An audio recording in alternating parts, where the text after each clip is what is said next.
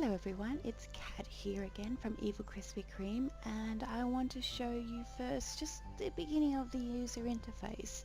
There is a lot more which we really can only show during when you're using it, so I just want to go through the basics and give you an idea of what to expect. So right now I've just gotten through the cutscene right at the beginning, and I'm in my starting town. This is something I should have mentioned back in the character creation, is that the class you picks your starting town, and unfortunately you can't move to about level 15. So if you want to play with other people, you might be best picking one of the classes that get to start together. So the archers, lancers and conjurers get to start here. It's kind of your in the country village. There's a sort of seaside city with farmland. That's where places like the Arcanists start. And there is a third city, but I haven't actually visited it. I think it's kind of more like a city in the desert. So when you first start, you can start picking up new classes at level 10. But yeah, like I said, you can't actually leave until about level 15. So right now, it's going to ask me which controls I want to use. So yes, you can use gamepad even though you are on a PC, but because my gamepad's not plugged in, I'm going with mouse and keyboard. Now the UI has changed due to, well, I guess we could say it depends on which controller. So as you can see, when you go controller it changes. But I'm picking mouse. Another thing, this doesn't actually appear straight up, but because I've used it before, I must remember that. So when you first start, you have two massive skills. You have one attack and sprint, which allows you to move around quicker for a short period of time. You have your health, your mana, and your TP, which is used for things like your sprint, your experience bar. You have your chat window. And actually it is remembering settings, because timestamps is not a basic one, which probably means my profanity filter's off as well, so excuse you if you see anything. Over here we have our bags and our inventory. Oh sorry, what we're wearing. So as you can see, you might notice that the green dots is actually lining up with things I have in my slots. So if I have everything in these slots, these lines will all be green. And the same thing happens with your bags. When you get items in your bag, the dots will start to fill up. So you have a very quick reference guide to what you actually have in your bags and what you do when not wearing. These dots will also change colour depending on what's going on. So they'll start to go white when your gear is starting to get a little low, things like that. It's a really great. I love it so much. It's such a wonderful quick reference way to see what's going on. You might see down here you have a hell of a lot of options, and trust me, you really do. Most of these, well, this one you would definitely be using. This one actually shows you, so you can actually see all the skills coming up. And the good thing is that when I hit level 2, I will automatically get that skill. I don't have to go back to a trainer to learn it. So really, when you start getting money, it's money all for yourself. There's really not much going on because, well, I haven't really got much going here. Another awesome one is the armory chest. As you might see, items will come into their respective spot. So when you get a weapon, it will appear here, or a hat will appear here, and you can automatically equip them from here. If I was already wearing a ring, that ring would appear back in here, so it will swap it around. Where you can also have a quick reference guide to see what items are the best and what items are the worst. And your coloured armor, like your hats and body and gloves, etc., will actually have a dot showing what colour they are. So it's got a quick reference colour scheme.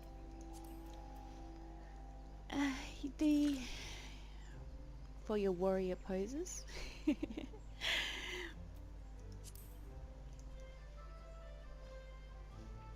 I love it.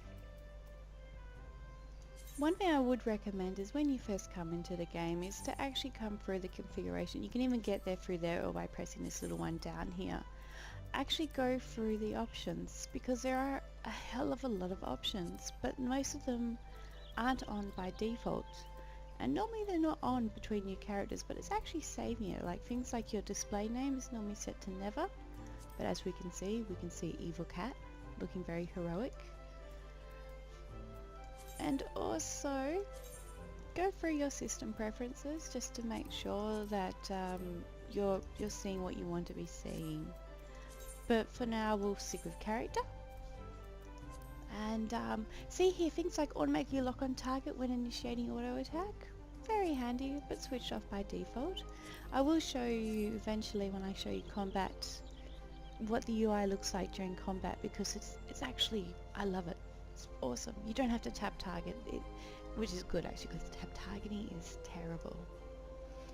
Up here we have our minimap. Pretty standard minimap. It'll tell you what the weather's like.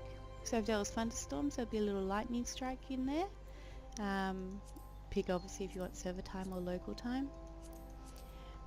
Yes, it is very early in the morning. Your minimap comes up by M. And the one thing I love about the minimap is that you can still click on it and interact with it even though I'm moving around. Like, look, I can do things. Oops. Yeah, he's getting upset at me because I'm not talking to him. So you can zoom out, zoom in, click around, you can go look at things. It's not really seen much because I haven't actually unlocked a lot of things. But when you start to get quests, you can actually get to see what's going on. So you get to sort of see where you are in the big scheme of things. And it looks very, very large. By the way, these are just areas that are linked next to each other. And need instant travel between them, so you don't actually have to walk around that ginormous long road. If you ever want to get back, center map, boom, you're back where you need to be. And yeah, so while you're playing around, you can be clicking on your quests and moving around, and then click on your map and then center it. The action bars, you normally only start off with the two down the bottom here. I like a vertical one, so I put it here, and as you can see, this is all movable. You can do whatever you want with it. Make it a bit closer. That sounds a bit better.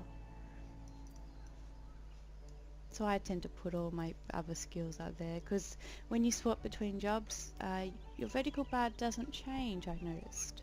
So you might want to keep all your general skills there, things like sprint, that don't change. But I will just go through and we'll start this quest.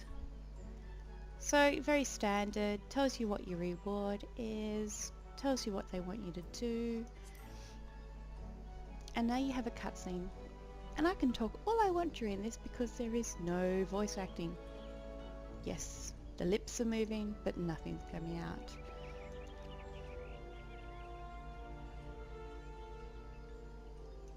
There are cutscenes that do have voice acting, but I think I've only seen about 3. Yay! Big dramatic, let's see, you've got a task. So as you can see on my little mini-map here, I've got a green dot over there now. If I opened up, I've got my quest. See if I click map, yeah, see it's centered on it. If I had a quest somewhere else, like say I had a quest here for a reason, it would actually center on here. But you won't actually see any of the map. So you can still, if you kind of know what's going on, like, oh okay then, so all I have to do is go through that gate and run all the way down there and I can get to it. So it's very handy. I like it. As you can see here, the quest has appeared up here. Very quick link to open it. Make the map disappear. Make it come back. I kind of like it. You can make it big as well if you're that inclined. I do kind of feel like this is a bit Eevee in the sense that you can really be doing whatever you want. You can have your UI set up however you want, how big you want, because you don't actually need to be clicking on things. Well, clicking on things outside of your own UI. So once again, another cutscene. This is just the introduction.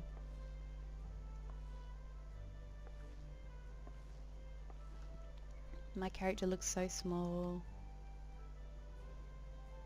A wide-eyed and wandering young adventurer, come to put your name down at the guild, I assume.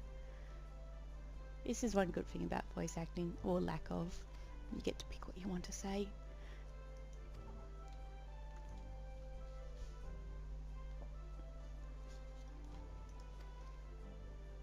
the storyline and stuff isn't very dramatic. This is a game you play for fun. It's not, it definitely doesn't have a serious feel to it. Even though I guess you can say the storyline and stuff has a serious feel to it, but yeah, I do just think it's enjoyable. And yeah, these kind of get a bit boring when they're this long and it's just voices, or words I guess you'd say. Because it's not even really showing us anything. If it was showing us things, that'd be kind of cool. I can understand that.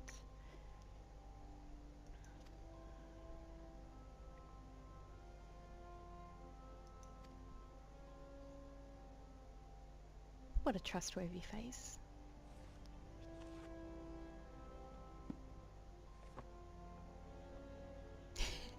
Okay, that kind of works. Evil cat, And you're quite sure that isn't an amusing alias? Oh, okay, yeah, I admit it is.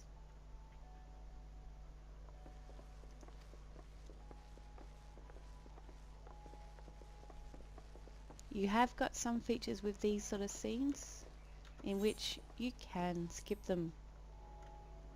And while it is enjoyable the first time, they do get quite frustrating. So as you can see here, very easy, complete. If there was options there, you get to pick. Most of the options that give you armor will say Discipline of War or Discipline of Magic or something else. So you can kind of pick armor for your class, armor for classes you might be wanting to do, and something else. As you can see, you get the exclamation mark, which is very standard, but you might notice it's kind of got a bit of a flair to it. Those are the progression ones.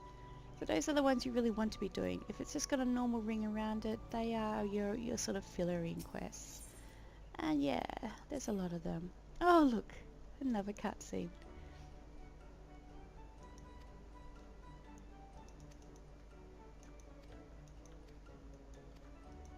So yeah, now she's telling me to go speak to the Archer Guild. So if I was any of the other classes like a Conjurer, she'll be telling me to go speak to the Conjurer Guild.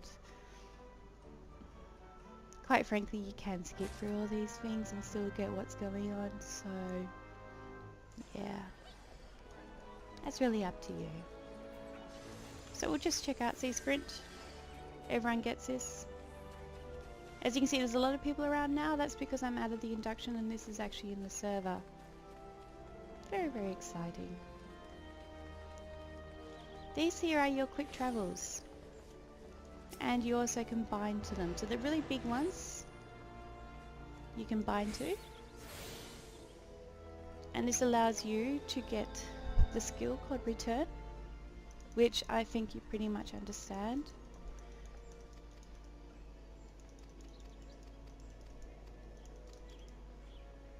Yes, once more she's talking about it. There we are, see, I've learnt a skill. So these big ones are actually kind of far and few between. So here we go, we've got Return, so we'll put that under the Sprint. And I'll just go show you a little one.